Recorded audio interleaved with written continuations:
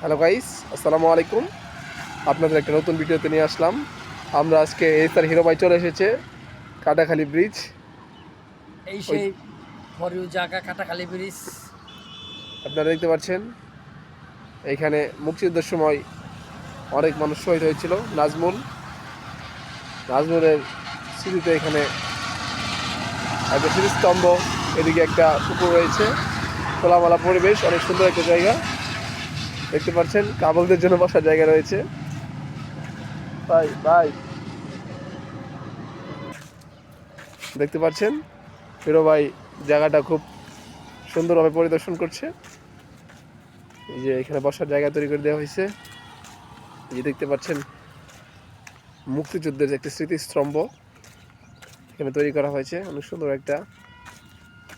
এছাড়াও এখানে বসার জন্য বিভিন্নভাবে জায়গা করে দেওয়া হয়েছে। এই সেই স্মৃতিতে নাজমুলের স্মৃতিতে এটা করা হয়েছে। 1971 সালের যুদ্ধের সময় সে এখানে শহীদ হয়। পাকিস্তানি বর্বর হানাদার বাহিনী এখানে হত্যাযজ্ঞ চালায়, গ্রেনেড চালায়। 5 জুলাই রাতে এখানে মুক্তিবাহিনীর কমান্ডার নাজমুল শহীদ হয়। এদিক দিয়ে দেখতে পাচ্ছেন বসার জায়গা রয়েছে একটা। এটা বিশ্ব রোড, আর এটা প্রাকৃতিক একটা পরিবেশ, খোলা একটা বন, কৃষিকাজের জমি। হিরো ভাই আজকে অনেক রোমান্টিক মুডে রয়েছে। মানে খুব ভালো লাগছে জায়গাটা এসে। আপনারা ভাইবেন বেশি বেশি যারা আছেন শেরপুরবাসী, এই যে সবাই চিনেন যে এটা কাটাখালী ব্রিজ আমাদের শেরপুরের সেই নাম সুনামধন্য জায়গা। সবাই দেখবেন, আসবেন, ভালো লাগবো। এই যে বসার মতো খুব সুন্দর একটা জায়গা। ব্যাঙের ছাতা রয়েছে, বসার জন্য একটা সুন্দর একটা জায়গা তৈরি করে দিয়েছে সরকারি থেকে, প্রশাসন থেকে।